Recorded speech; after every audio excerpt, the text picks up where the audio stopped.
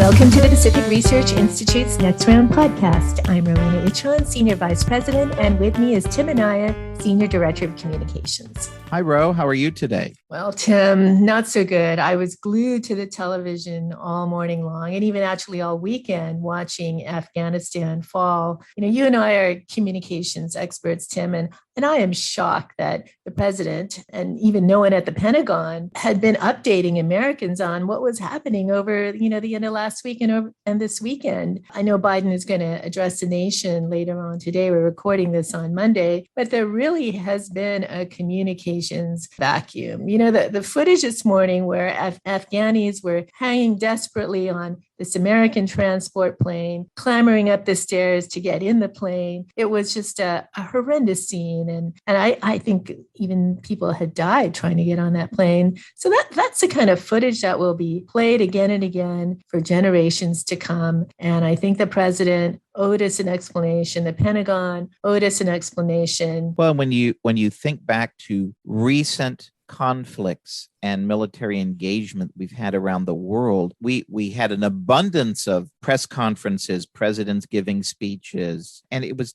to me, such a huge thing that we had such a void, and all you saw were pictures of him sitting in his golf shirt at Camp David. Even the optic of that, it's not even communicating through words, it's communicating through images. Why aren't you back at the White House 24 hours a day working on this? That's what people expect their president to do, whether they agree with the decision or not. The other thing, too, that was a very bad optic. Reporters emailed the White House press team for comment on various aspects, and they got out of office replies. I mean, if this isn't a time for, and yes, I get it, the president's the president wherever he's at, but there's just an optic to it. You need to be in the Situation Room at work, all hands on deck. We're dealing with a major international crisis. And from both visual and verbal communications, they left a lot to be desired. You're absolutely right. I mean, Americans want to know the status of our soldiers, the status of American civilians, the Afghanis who assisted us over the years,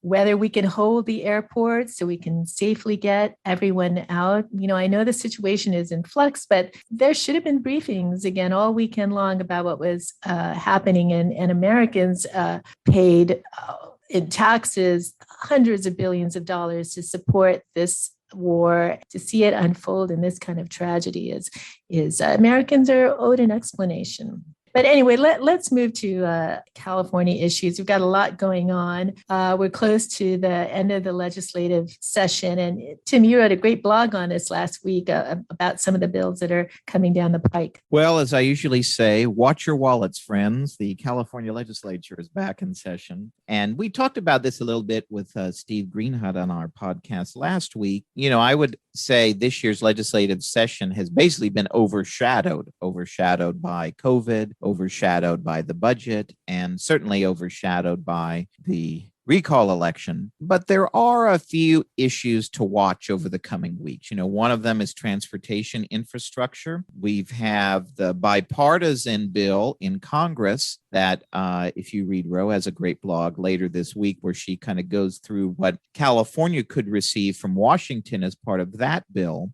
But lawmakers and the governor have been trying to iron out an agreement on a California-only state transportation infrastructure package, and they still haven't reached agreement yet. That's something that theoretically they'll agree on before they adjourn in mid-September. They don't have to. They could punt this to next year, but that's something that's on the table. Of course, one of the hangups is high-speed rail. Tim, let me interrupt you there. So California is scheduled or stands to get about $40 billion or so, according to reports from the infrastructure bill, the federal infrastructure bill.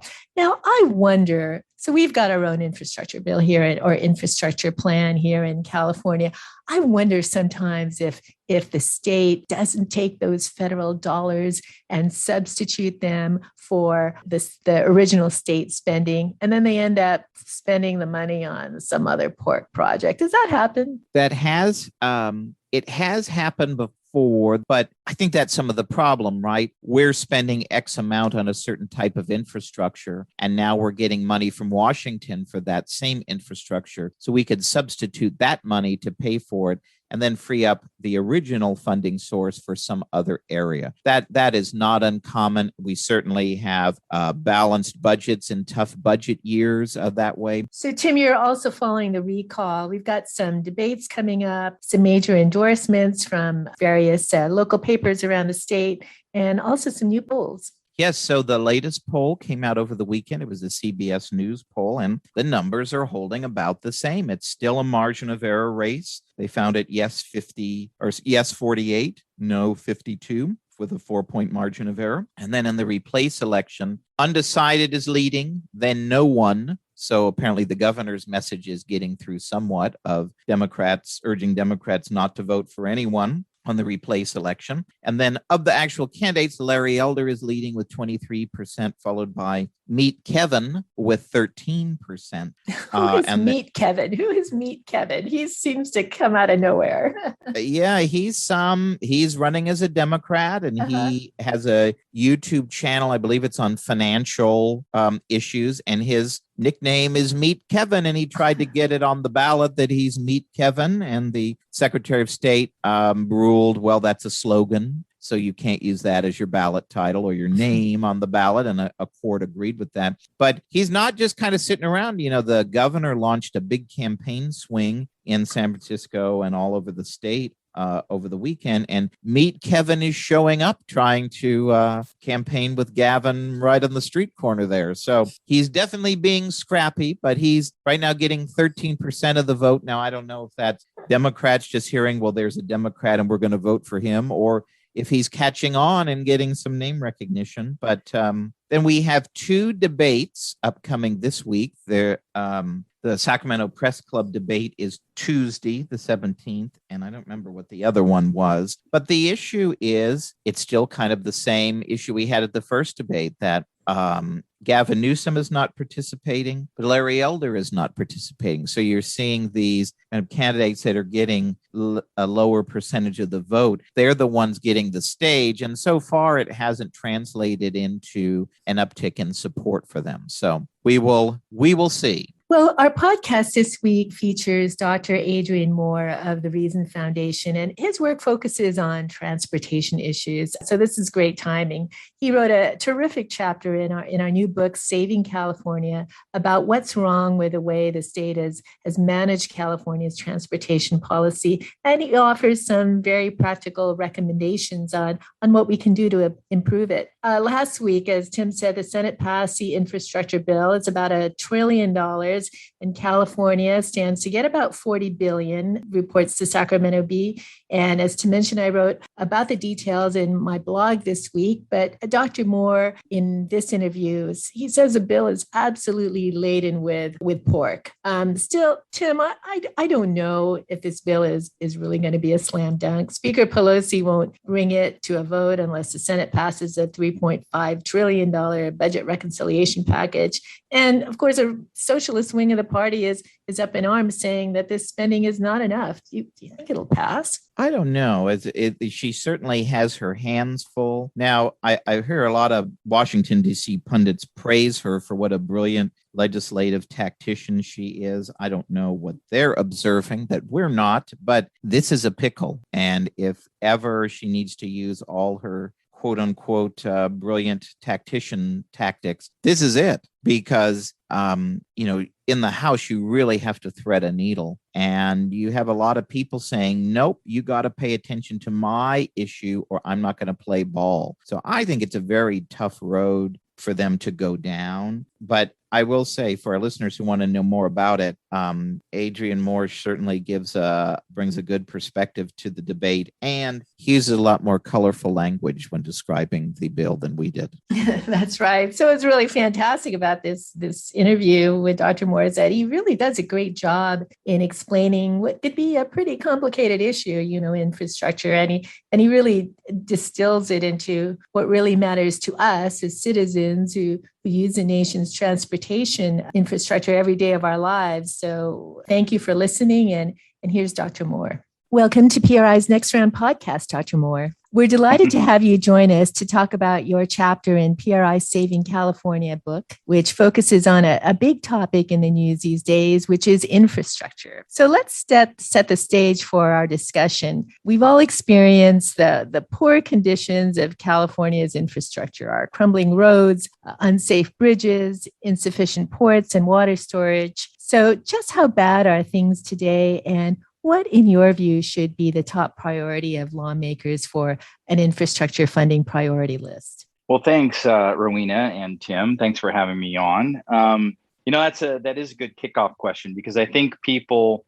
see conflicting stories about, all our infrastructure is crumbling, or we have the fastest growing economy, the fifth largest economy in the world, and things are great, and the economy is growing by leaps and bounds, and it is kind of hard to get an objective assessment, because there's the people who measure the quality of the infrastructure in the state all have a dog in that. So the state, of course, never wants to admit that it's not doing everything perfectly. And your sort of infrastructure report cards, run by the National Association of Engineers. These are all companies that make their money off of being hired by the state to build more infrastructure. So they're never going to say there's enough infrastructure, right?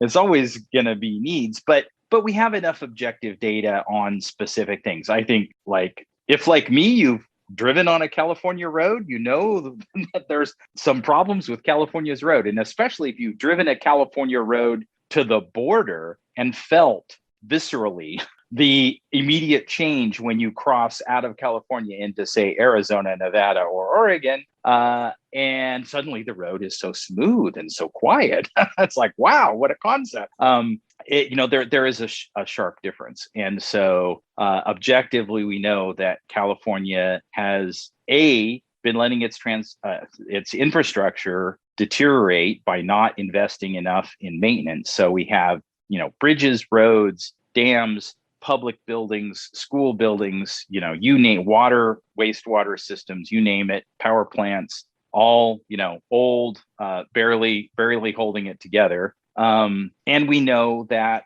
we're not keeping up with growth in almost any areas of infrastructure. And so we struggle to figure out how we're going to keep providing enough drinking water, enough sewage treatment, enough electricity, and not having to do rolling blackouts, and enough schools, enough school space where the growth is happening. And so, to go to your last part of your question of, where should they be focusing? Well, the first thing is it's the most expensive thing to do is to let the infrastructure you have fall apart, because replacing it is so much more expensive than fixing it. So investing in actually adequately maintaining the existing infrastructure is job one. The state does an absolutely atrocious job of that year in and year out. And then second is getting hard-nosed. The state has systems for identifying infrastructure needs, but infrastructure needs and political goals don't always line up. So if the most important new bridge has been identified by the agencies that come up with the capital plan, and the chairman of the state Senate committee that is in charge of funding has a bridge in his district, guess which one wins? Not the most important one, but the one in the right district. And so we have funding is not flowing to the most urgently needed projects to accommodate growth and allow the economy to continue to grow as well. So despite the bad shape of California's infrastructure today, you write in your chapter that California actually does spend a lot of money on infrastructure, but it doesn't seem to get any better despite that spending. So how much are we actually spending to fund our infrastructure needs today? And Why is our state infrastructure spending so inefficient here? Is this a California phenomenon, or is this a problem with infrastructure funding and spending in general? Yeah, that's a super relevant question here when we're watching a national infrastructure package, unfold before our very eyes. Actually, while we're recording this, the Senate actually voted to approve the current infrastructure package. By the time you hear this, I don't know quite where that'll be, still in the House or what's happening, but that's raised exactly that question on a national scale. And I'll say there's two parts to the answer. First of all, those problems are consistent across much of the nation, but there are huge differences between states. So some states do a much better job than others. And that feeds right into the question of why are we having this huge federal infrastructure package? Because essentially everything that's in the list of spending in that congressional, trillions of dollars that they plan to spend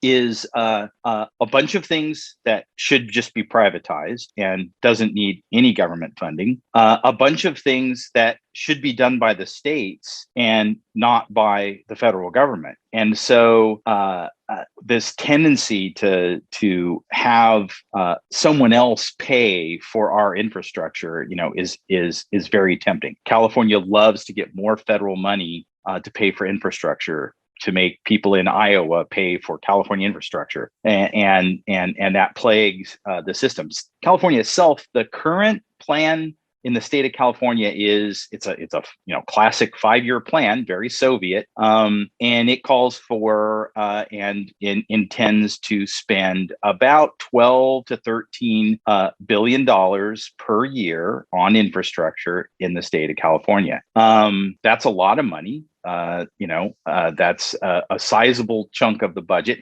And that absolutely does not count all of the local government spending, because one of the tricky things about infrastructure is there's very little of it that is wholly only funded by local government or wholly only funded by the state government. Lots of it is some mix of the two. And so you're really not getting a full accounting without counting local government spending on it too. But, if you think about water and sewer systems and electric systems and buildings, a lot of these things are either local or state or some kind of joint effort, or the state provides some of the funding for the local facilities. So that $12 billion, unfortunately, doesn't do a great job in California.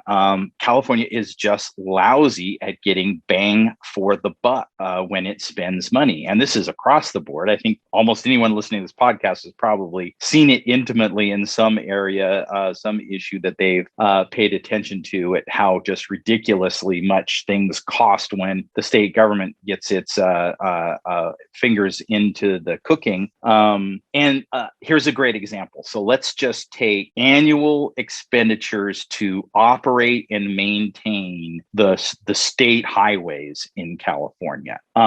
Just to give you a sense, they spend a lot of money at Caltrans on administration. I mean, a real lot of money. So much so that, we do an annual report that compares all the states on their state highway spending. And it's really striking that California spends between 4 and 5 times as much per mile of road as Texas does on administration. So that just consumes a huge amount of the expenditures, 4 or 5 times. Maybe if California's administrative costs were twice as high as Texas, that would still be an eyebrow raiser. But we'd say, well, I don't know. Texas doesn't really have many mountains. The why mountains would affect administrative costs, I don't know. But you could maybe tap dance around some excuses. But 4 or 5 times much on administration just means that California loves to pay for bureaucrat in the Caltrans headquarters way, way more than it likes to pay for actually like pouring asphalt and building bridges. And that's where the money goes. And if you extrapolate that across every type of infrastructure we build, and you're consuming 4 or 5 times as much on administration of every project as other states, well, no wonder we don't get very much for that 12 or 13 billion every year. So, Dr. Moore, you make the case in your chapter that infrastructure takes long-term thinking, planning, and prioritizing, which, of course, are 3 things that California government doesn't do very well. So in your view, what can state government do to truly make infrastructure the priority it should be? Yeah, that really I mean, that really gets at what I think is the heart of maybe California's biggest failing when it comes to infrastructure, which is well-functioning management of infrastructure spending is treated as a management process. So the legislature establishes the budget and where the money is coming from, and provides the various departments, water and natural resources, energy, transportation, et cetera,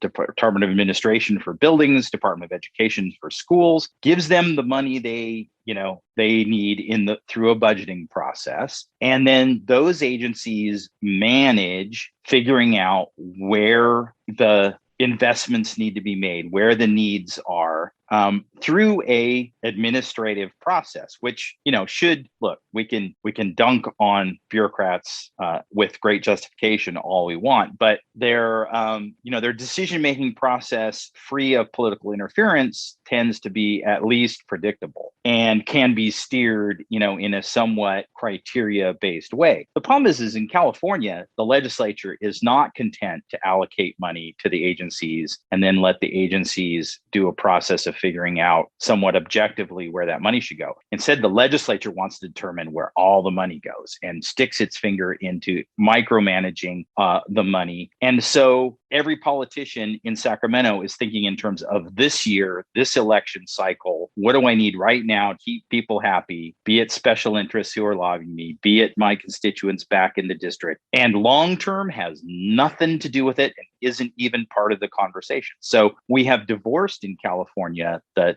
infrastructure funding process from anything remotely resembling long-term thinking. The agencies all come up with plans and they go through the process, and sometimes there's some pretty good analysis there. I've seen lots of good analysis, and it has very little influence on where the money actually gets spent because the legislature and the politicians take the wheel and steer where that money is going to go. So depoliticizing the process is super important. And, I don't know how you do that. I don't know that you can pass a constitutional amendment or a law that does that. It's almost a cultural thing. In states that have efficient infrastructure spending and higher quality infrastructure, the legislature just has a culture of not micromanaging and not politicizing it.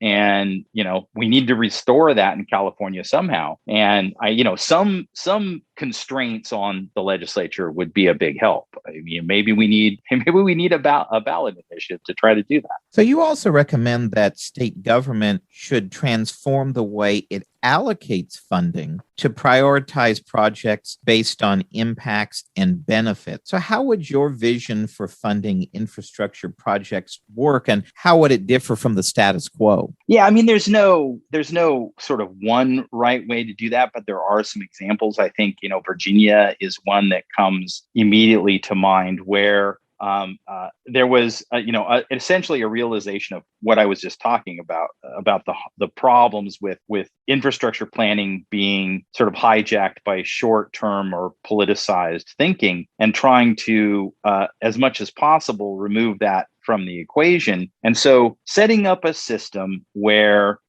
by law, the agencies use a performance-based process. So in other words, they have to come and provide the data showing here's why this project has the highest rate of return or the highest benefit cost ratio of the possible projects. And here's the second one, and here's the third one, and so on down the rank, right? So we're putting projects in order based on where we're getting the most bang for the buck. And then, maybe ultimately the legislature, blesses that, signs off on it in some way, but it starts with an objective performance-based analysis and builds from that.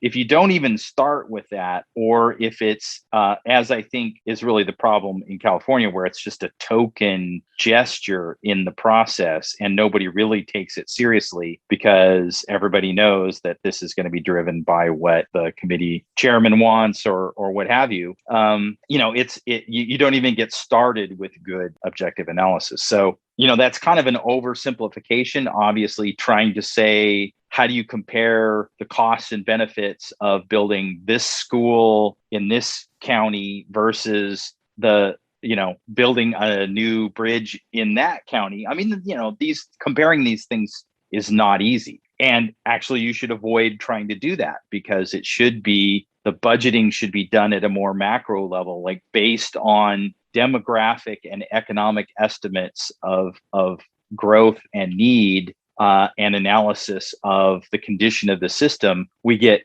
sort of 20,000 foot level estimates of needs and benefits that allow the budget allocation to the departments. And then the departments do the more refined. Education department figures out where are the greatest needs, where is the growth in students. Because believe me, some school systems in the state of California are losing students and some are gaining students year on year. And you've got to look at that over a 5-year span and figure out where the schools go. You can't just, as we currently do, allocate it, by either by a political formula or by size of the district or whatever, because what happens consistently, staying in that example. So Los Angeles school districts has been losing students, 10 years, 12 years, something like maybe even 15 now, for a long time, consistently losing students, and yet gets, relatively speaking, more money to build new schools than school districts that are gaining students, because they have so much political clout in Sacramento.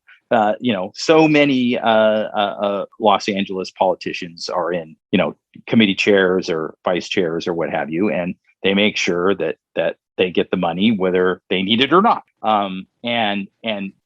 Taking that out of the equation and allowing the allocation to happen based on some data analysis would be a good start. You also write about a whole host of political and management barriers to efficiently funding infrastructure projects in the state. What are some of these institutional and political roadblocks, and how can we get around these? Well, solving political problems is a political problem. So I don't have an easy answer to that. I mean, this is one of the sort of generational challenges we have in California, is once the politicians have control of something, how do you wrest it away from them? Because they're certainly not going to vote to take infrastructure planning and spending decisions out of their hands and give it back to the agencies, even if they're imposing some objective criteria in doing so. It takes a bit of a political revolution to achieve that. Or popular pushback through ballot initiative or something like that is the only way ultimately that you can kind of shackle that process. Because what you mentioned at the start of your question, we've baked some things into the meal here.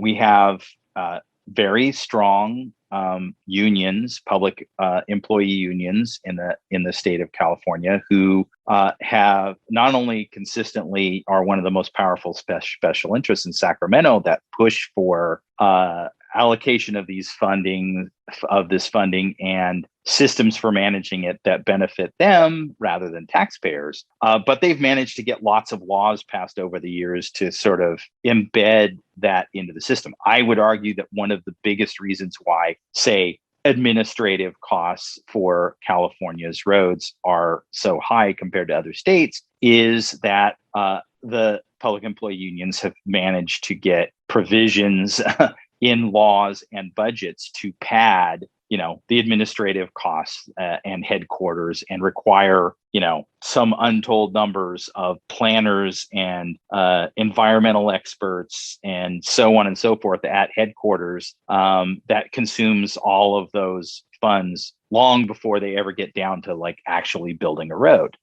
And then you extrapolate that across every agency and every department, and it starts really, really bogging down the system. And then, I sort of touched there upon California's environmental rules, and I've often tried to argue this, what I consider to be sort of a more moderate take on California's environmental rules, where I think a huge majority of people in California, including a lot of Republicans, really do care about the environment and don't want to allow everything to just run amok. But it's crazy that it takes 10 years to get through the environmental review process to build anything in the state of California. You can protect the environment with a review process that takes 2 years. You don't need 10 years. Lots of other states do it. Okay.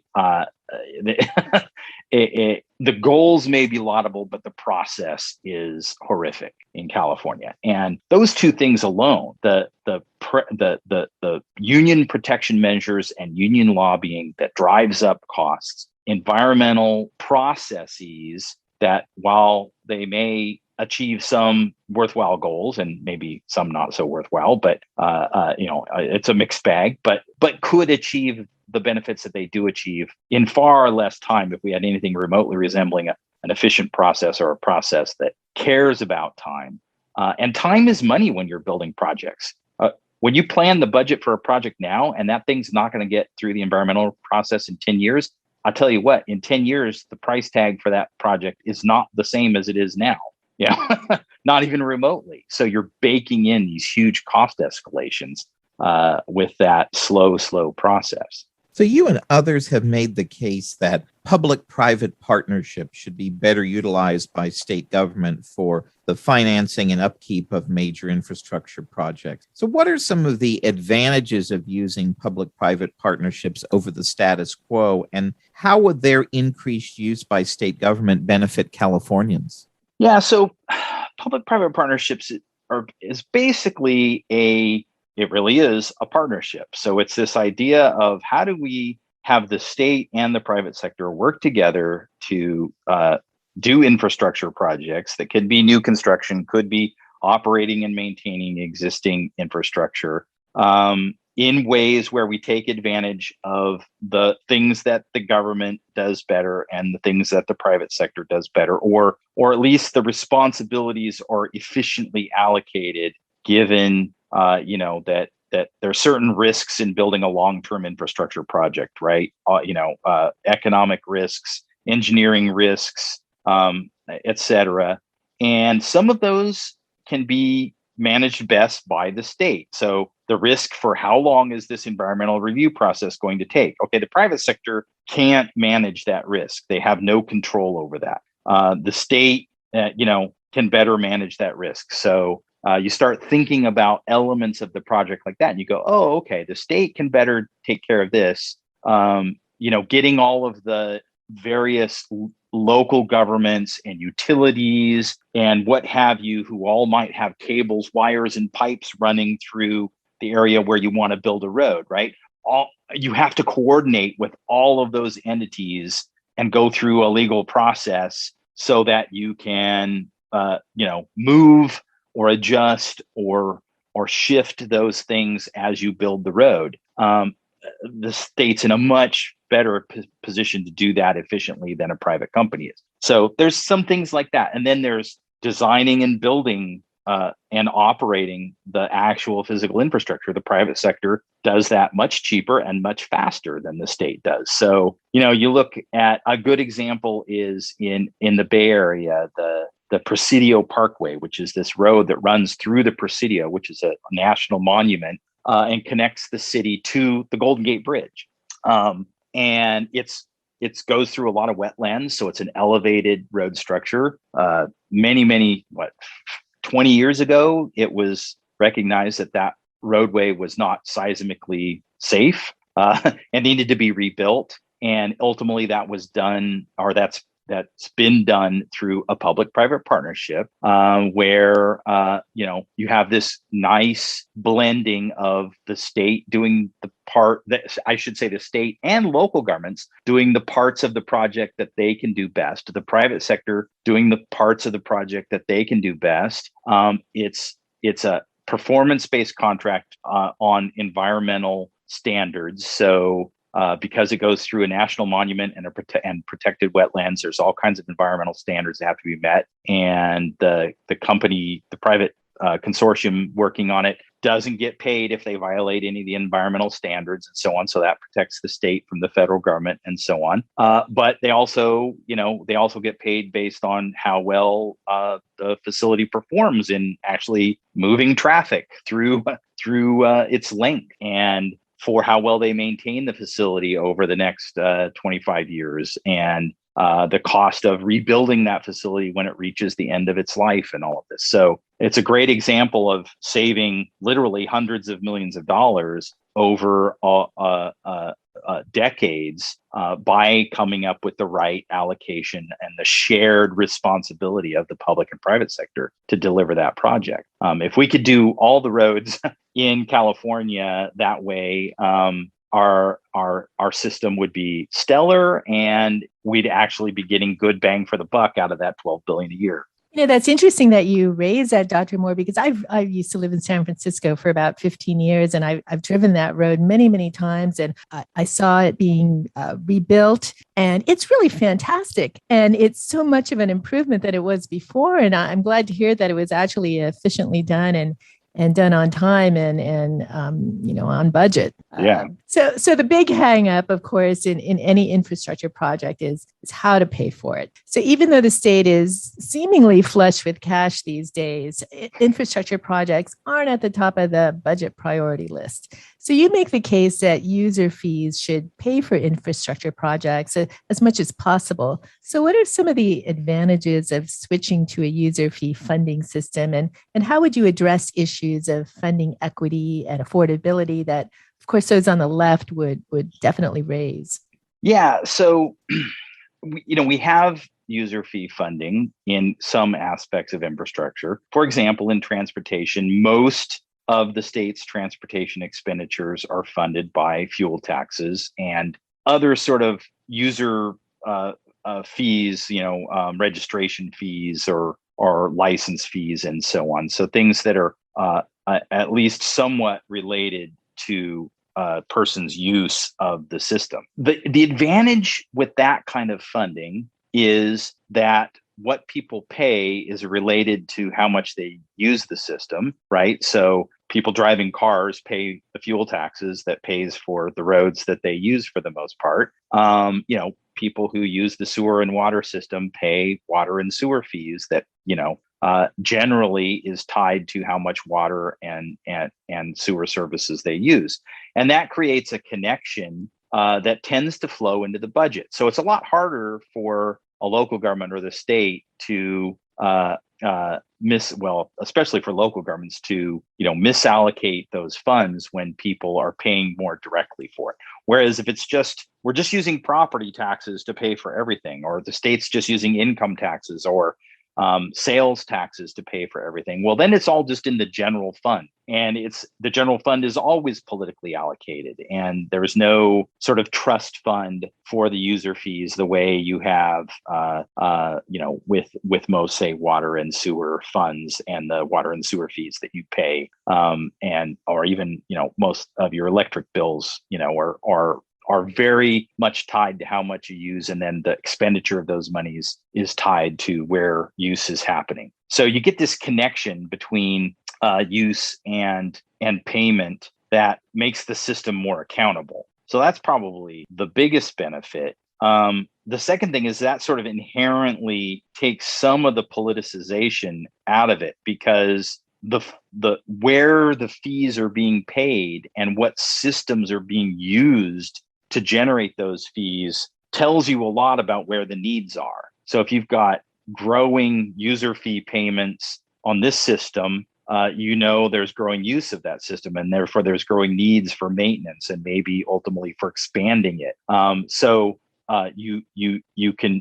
It shapes the decision-making process in a way that you don't get when it's just general funds allocated in the annual budget and the political process that's so opaque and nobody sees the budget until after it's approved and all of that. So, and I think for users, it's better too, because you have some sense of what you're paying versus you have no idea how much of your income tax or your property tax is going to infrastructure, but you have a pretty good idea how much of your gasoline taxes is going to infrastructure. So, you have more visibility, you have more ability to interact with your politicians about it. There is potentially some equity issues there, but the thing is you always have to ask that question, compared to what? So if people are poor and have trouble paying user fees, water and sewer, electricity,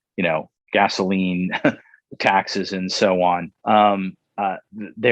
they're struggling to pay any of the other ways you might have of funding infrastructure. So the answer to dealing with that is not to not have the user fees, but to help people who are poor with the things that they have difficulty affording, or to help them get out of poverty, right? That's their problem, not the fact that they have to pay gasoline taxes. And they also benefit from having some knowledge of what they're paying for and what they're getting.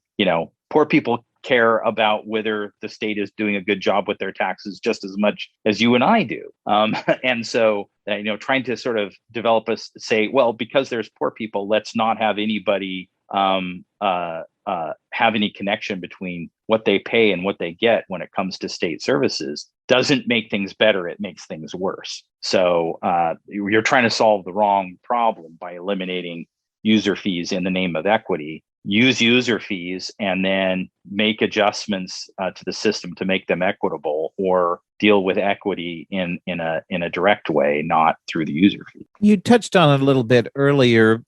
We noted as we're taping today, the Senate passed its so-called bipartisan infrastructure deal. Could you expand upon your thoughts on, what's moving through Washington these days? Is this a smart approach? Is it just really throwing more money at a problem? And how would California potentially fare in this plan?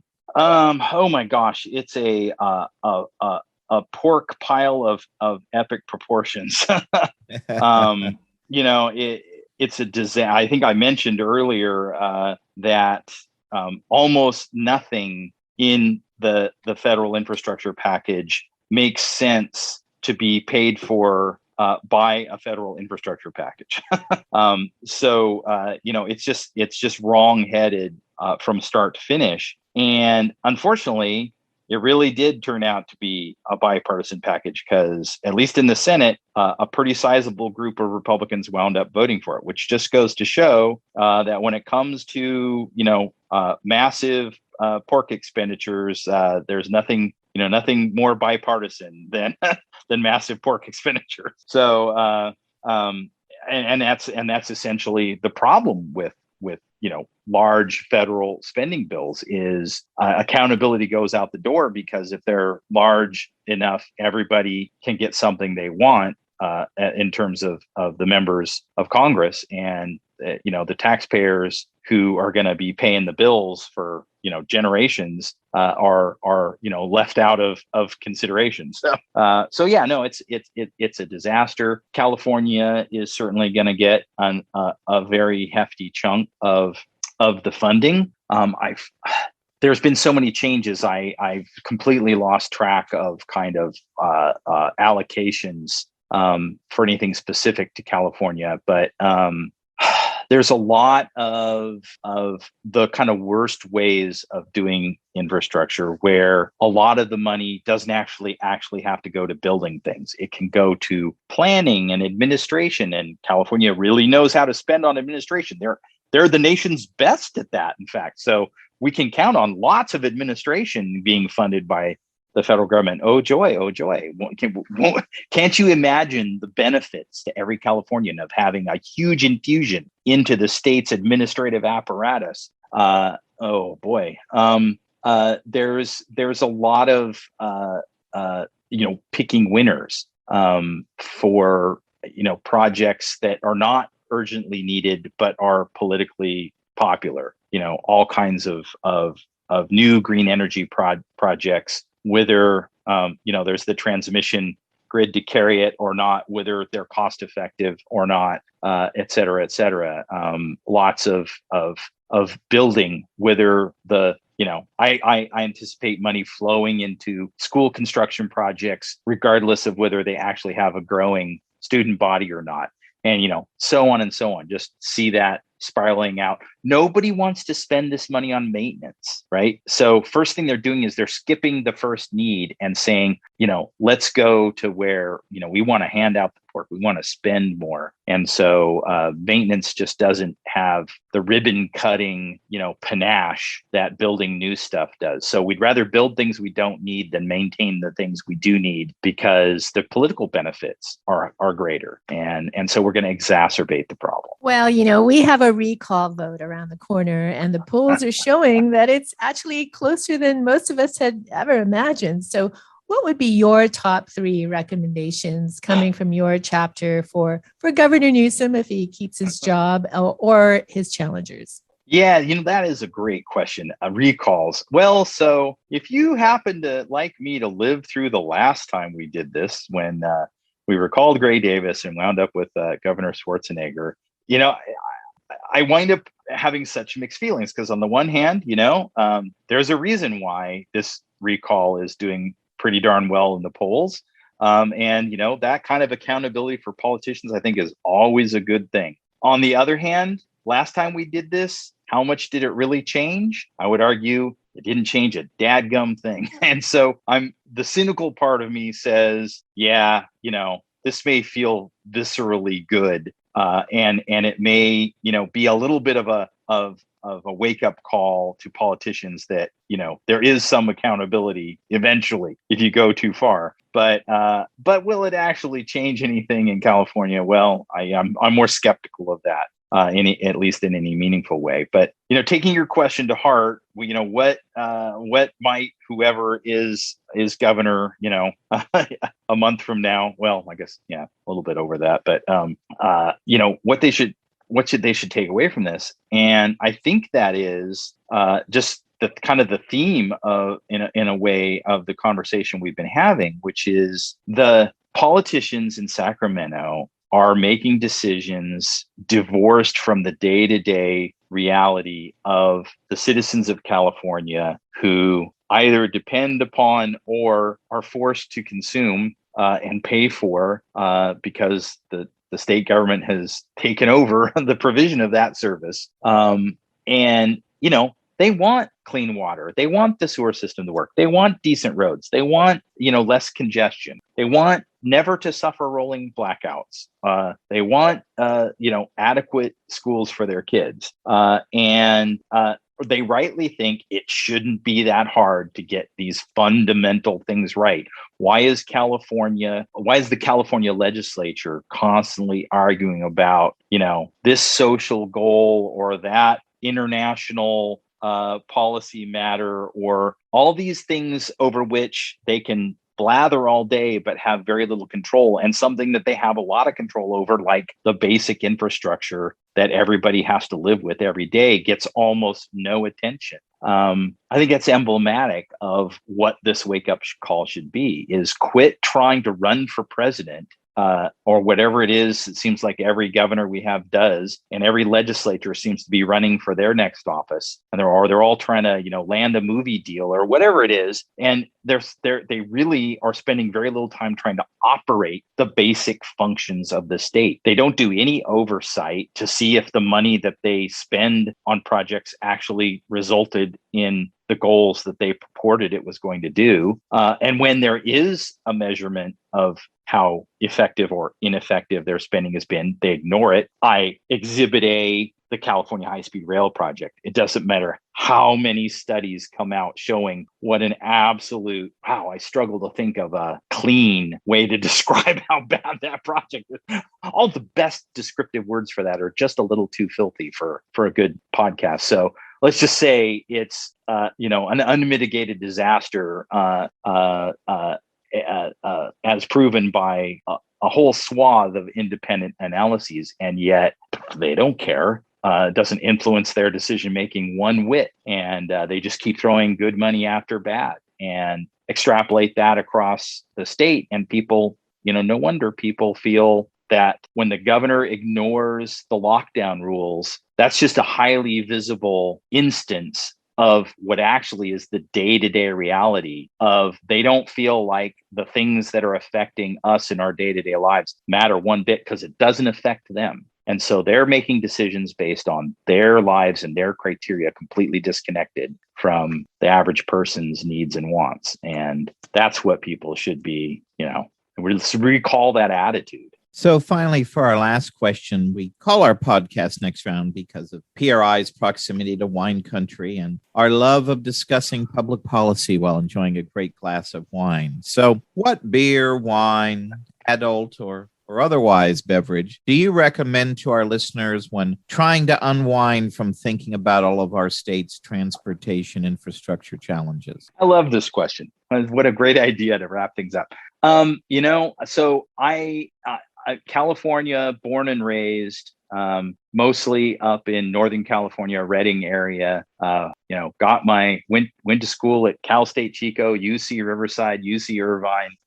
Eventually, a few years ago, I moved away, and now I live in Florida. And it was literally moving away from California. I just could not take the horrible management of the state and the use and the interference in my life anymore, even though I love the state of California, small s, as in the place. And of course, I love me some California wine. So I would have to say my answer is I'm a red wine guy, though white wine is also good. I really like Chianti. I really like a real Italian one or a real California Chianti. So that would be my policy podcast drink of choice. Is there a particular label that you recommend from California? We actually have a map that we put together with everybody's recommendations. Oh, so no, I am quite partial to Babcock Ranch. I'm going to have to check that out. We get all sorts of great recommendations from everybody. Is that in Napa or Sonoma? No, that's down by Santa Barbara. Like Paso Robles or further south than that, but yeah. Oh, cool. Well, look it up.